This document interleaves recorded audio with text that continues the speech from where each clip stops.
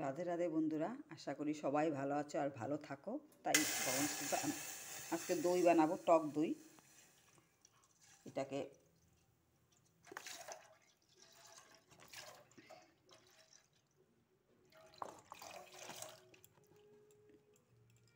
ভালো করে গরম করব। দুধটা উতরানো এসে হচ্ছে,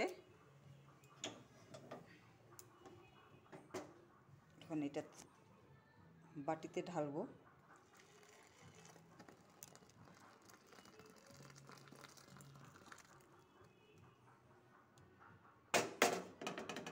এখন ঢাকনা দিয়ে ঢাকবো না, 10 মিনিট মতন একটু উমা ঠান্ডা হতে দিব।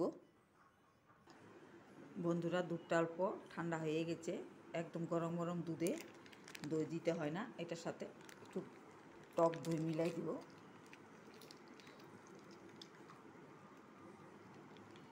এই গরমে টক দই খেতে অনেক ভালো লাগে, পেটটা ভালো থাকে। আর তোমরা চাইলে চিনি দিয়ে নিতে পারো। আমি তো টকই খাই এই গরমে, টক দই। টক দিয়ে শরবত খাওয়া যায়, কাঠি খাওয়া যায়। এভাবে টক দই দিয়ে লাড়াচাড়া দিয়ে এটা দিয়ে ঢাকনা রেখে দেবো। তারপর সকালে উঠে আবার দেখবো দইটা পড়ছে কিনা। একটা কাপড় দিয়ে ঢেকে রাখবো।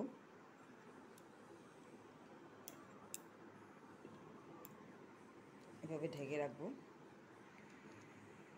কালকে সকালে দেখবো দইটা কেমন হয়েছে, হচ্ছে কিনা ভালো, তোমাদেরকে দেখাবো। আবার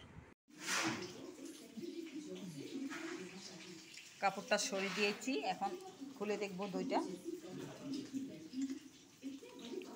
এই দেখো কি সুন্দর দই পড়েছে।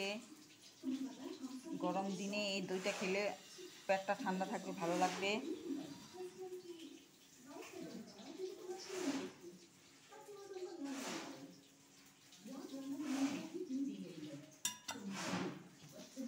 কে কে কেমন করে দই পাতো বলবে কমেন্ট করে, আর কেমন হয়েছে কমেন্ট করে বলবে।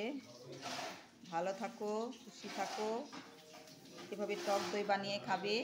তোমরা চাইলে চিনি দিয়ে খেতে পারো, আমি টকই খাই গরমের মধ্যে।